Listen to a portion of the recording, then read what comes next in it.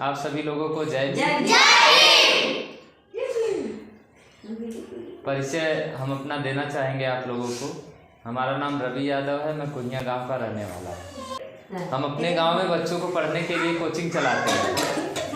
हमारे यहाँ कक्षा 1 से 12 तक के बच्चे हैं। बच्चों को CBSE बोर्ड और UP बोर्ड दोनों बोर्ड पढ़ाया जाता है। इंग्लिश मीडियम में भी हमारे यहाँ पढ़ाई हो। सबसे पहले हमें जागरूक होना होगा। जागरूक हम कैसे होंगे? जागरूक हमको ऐसे होना है कि जो लोग गांव में घर में शराब पी रहे हैं, पहले उनकी शराब पे रोक लगानी होगी और उनसे ये कहना होगा कि आप शराब मत पीजिए, नहीं तो आपके बच्चे की शिक्षा और आपके बच्चे का भविष्य एकदम चौपट हो जाएगा, फिर कोई बचाने नहीं आएगा। आप नशे की लत में रहेंगे। उनसे देखिए, प्यार से उनको समझाइए। जिनके माता आपके अगर पिताजी या भाई जो भी शराब पीते हैं या जिनके पति या बेटे शराब पीते हैं, वो लोग उनसे प्यार से उनको समझाइए कि अगर आप शराब पिएंगे, नशे की लत में रहेंगे तो हमारा घर परिवार, बच्चे, उनकी शिक्षा सब कुछ बर्बाद हो जाएगा। इस चीज़ का आप लोग विशेष ध्यान रखिएगा कि जिनके भी घर पे लोग नशा करते हैं उनको प्यार से समझाइए, क्योंकि अगर वो नशा नहीं छोड़ेंगे तो यकीन मानिए आप लोगों की पढ़ाई डिस्टर्ब होगी, फिर आप लोग पढ़ नहीं पाओगे। क्योंकि पढ़ने के लिए हमें आर्थिक रूप से मजबूत होना पड़ेगा। अगर हमारे पास धन नहीं रहेगा तो बच्चे देखेंगे, एक दिन देखेंगे, 2 दिन, जब रोज़ सब्जी के लिए घर पे झगड़ा होगा, दाल के लिए, तेल मसाला के लिए घर पे विवाद होगा, तो बच्चा एक दिन झोला उठाएगा, चाहे कितना भी तेज होगा पढ़ने में। बच्चा चाहे जितना तेज होगा आपका पढ़ने में, चाहे उसका माइंड चाहे जितना भी तेज होगा, अगर पैसे को लेकर, गरीबी को लेकर और शराब नशे को लेकर अगर वो घर से अपने नाराज़ होगा और आपसे दुखी रहेगा कि आप शराब पी रहे हैं, घर पे भोजन की व्यवस्था नहीं है, खाने के लिए सब्जी नहीं है, तो वो एक दिन झोला उठाएगा, कमाने चला जाएगा, चाहे कितना भी बढ़िया होगा। और हमारे समाज के जितने ब्रिलियंट बच्चे हैं वो इसी चीज़ का शिकार हैं और हम लोग आज इसीलिए पीछे हैं। जब तक हम अपने बच्चों को शिक्षा नहीं देंगे, सही मार्गदर्शन नहीं देंगे, बच्चे छोटी उम्र में, हमारे समाज के बच्चे छोटी उम्र में जो है मजदूर बन जाते हैं। हर घर में मजदूर हैं। इतने बड़े बड़े बच्चे गमला उठाते हैं। और हमारे समाज के लोग सदियों से, कई साल से दावा कर रहे हैं, मैं आज़ादी के बाद की गणना कर रहा हूँ, जब से हम लोग आज़ाद हुए, बाबा साहब ने संविधान दिया है। हमारा समाज, हर घर में ये कहावत बन गई है कि अपना बना रहे तो दुनिया पूछे।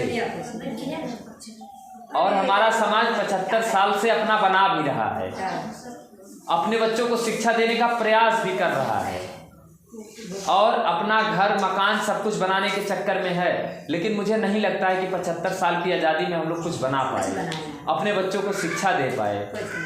आज भी हमारी माताएं बहनें, मनरेगा में मैंने दोपहर में बूढ़ी बूढ़ी माताओं को, अपने बुजुर्ग माताओं को जो जिनको बीमारी भी है, मैंने धूप में काम करते हुए भी देखा है। मुझे बड़ा कष्ट होता है कि हमारा समाज जो रोज़ चिल्लाता है कि अपना बना रहेगा तो दुनिया पूछेगी, क्या 75 साल की आज़ादी में हम लोगों ने यही बनाया है? यही हमारी कमाई है कि आज भी हमारी माताएं बहनें जो है मजदूरी करने के लिए लाचार हैं, विवश हैं? ये हमारी कमाई है। और वहीं एक ऐसा समाज है जो अपने समाज को बनाता है, जो अपने समाज के लिए काम करता है, जो अपने संघ के लिए काम करता है, लेकिन वो मुट्ठी भर है मगर पूरे देश पे राज कर रहा है। उसके पास धन दौलत, गाड़ी बंगला, नौकरी, पैसा, हर चीज़ है, सोना चांदी से उसका घर भरा पड़ा हुआ है। हमारे लोग भूखे हैं,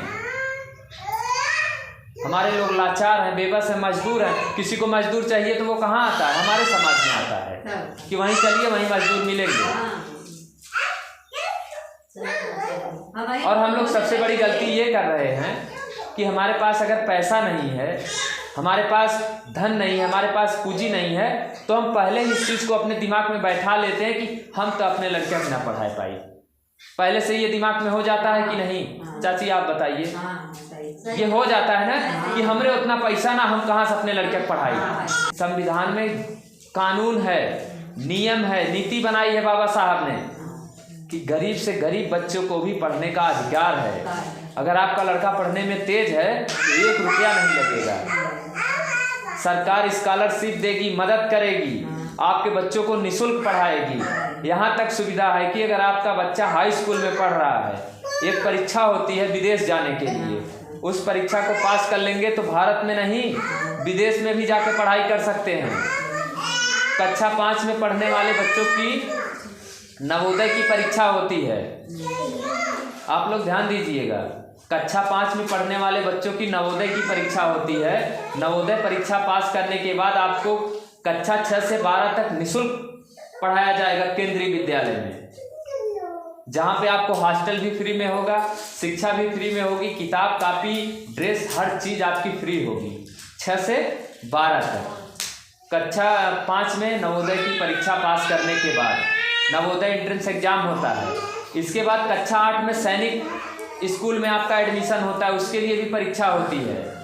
मिलिट्री स्कूल में भी परीक्षा होती है। आप उस परीक्षा को पास कर लेंगे तो आप सैनिक स्कूल में पढ़ाई करेंगे, वहाँ से सीधा आपको फोर्स में भेजने का काम कोई कर रहा है हमारे समाज में? नहीं। बाबा साहब भीमराव अंबेडकर ने जो हमें शिक्षा का अधिकार दिया, क्या हम उस अधिकार को ले रहे हैं? जो हमें अधिकार मिला संविधान से, क्या हम अपने मौलिक अधिकारों को या शिक्षा के अधिकार को पूरा पा रहे हैं?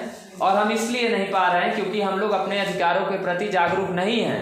बाबा साहब हम लोग सोए हुए हैं। हम लोगों को भोजन चाहिए। हम सब मिलकर करेंगे कोई पूरा नहीं कर रहा है। हमारे लोग जिनके पास शिक्षा है वो लोग अपनी डिग्रियां बक्से में बंद करके रखें, नहीं तभी आपके गांव में चल के हम सबका बक्सा खुलवाएं तो जितनी हमारी बहनें पढ़ी लिखी हैं ना, सबकी डिग्रियां उस बक्से में रखी गई हैं लेमिनेशन करवा के। चाहे कोई बीएड किया होगा चाहे बीटीसी, लेकिन वो एक लड़के को अपने घर पे बैठा नहीं पढ़ा सकते हैं। अगर एक एक लोग जिम्मेदारी ले लें, एक एक लड़के को पढ़ाएंगे तो हमारे समाज में लाखों बच्चे पढ़ लेंगे। क्या हम एक बच्चे को पढ़ाने की जिम्मेदारी नहीं ले सकते हैं? आप लोग बताओ। अगर हम पढ़ लिख के शिक्षित हो जाएं, नौकरी में चले जाएं या प्राइवेट जॉब ही करें या कुछ भी करें, खेती ही करें, क्या एक बच्चे को भी नहीं पढ़ा सकते हैं? आराम से पढ़ा सकते हैं। और इस हमारे समाज में करोड़ों लोग हैं, एक एक बच्चे को पढ़ाएंगे तो करोड़ों बच्चे इस देश में पढ़ लेंगे। तो सब मैं प्रयास करूंगा कि जल्द से जल्द इस गांव में कोचिंग हम लोग खोल सकें, और उसमें आप लोगों के साथ सहयोग की आवश्यकता है। उसमें बिना आपके साथ सहयोग के नहीं कर पाएंगे हम लोग। कम से कम आप लोगों को इतनी तो जिम्मेदारी लेनी होगी कि अपने बच्चों को रोज उस कोचिंग में भेजना होगा, क्योंकि बहुत से जगहों पे हम लोग प्रयास कर रहे हैं और हम लोग निरंतर प्रयास कर रहे हैं। हम लोग कई गांव में कोचिंग खोल भी चुके हैं, लेकिन ज़्यादातर कोचिंग डिस्टर्ब इसलिए हो रही है कि बच्चे खेलते हैं लेकिन कोचिंग में पढ़ने नहीं जाते। उनके माता पिता कहते हैं कि भैया हमारा लड़का सुनते ना हो हमारा।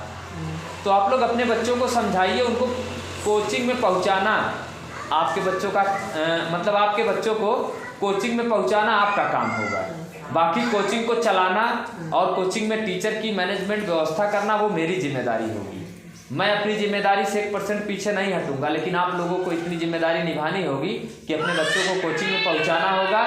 और जिस दिन हम लोग मीटिंग करेंगे इस तरीके की, आप लोगों को मीटिंगों में भी आना होगा। इस चीज़ का आप लोग ध्यान रखेंगे। तो आप सभी लोग तैयार हैं कि इस गाँव में कोचिंग खोला जाए? चलिए हम जल्द से जल्द प्रयास करेंगे कि आपके गांव में कोचिंग खोले हम लोग। हम सफल तब होंगे जब हमारे समाज को संविधान के अनुसार, संविधान में जो नीति नियम है उसका लाभ जो हमें नहीं मिल पा रहा है, जब तक हमारे समाज को उसका अधिकार नहीं मिल जाता। क्या हम लोग धोखा दे रहे हैं अपने महापुरुषों को? हम लोग बाबा साहब भीमराव अंबेडकर की जो विचारधारा उसको भी धोखा दे रहे हैं। हमारे लोग कितना दिन से बाबा साहब की जयंती मना रहे हैं? सालों से हमारे लोग बाबा साहब की जयंती मना रहे हैं कि नहीं? लेकिन हमारे लोग केवल जय भीम बोलना जानते हैं और बाबा साहब की जयंती के दिन नाच गाना करना जानते हैं, लेकिन संविधान में हमारा हक अधिकार क्या है इसको नहीं पढ़ना जानते। सबसे पहले तो हमें बाबा साहब को पढ़ना होगा, फिर उनकी विचारधारा पे चलना होगा। हमारे जो और महापुरुषों ने, जिन्होंने अपने जीवन का त्याग किया, जिन्होंने अपने जीवन को समर्पित कर दिया हमारे आपके लिए, क्या हमको उन्हें पढ़ने की जरूरत नहीं है? लेकिन हमारे पास टाइम कहाँ है?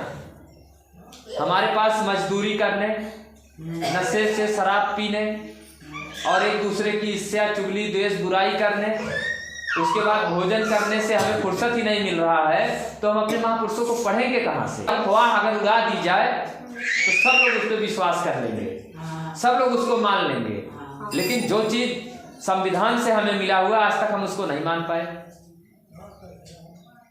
आज तक हम लोगों ने संविधान का पालन नहीं किया, बाबा साहब की 22 प्रतिज्ञाओं का हम लोगों ने पालन नहीं किया। बाबा साहब का कौन सा मिशन कहाँ से अधूरा रह गया, हमें ये जानना होगा, तब ना हम उस मिशन पे काम करेंगे।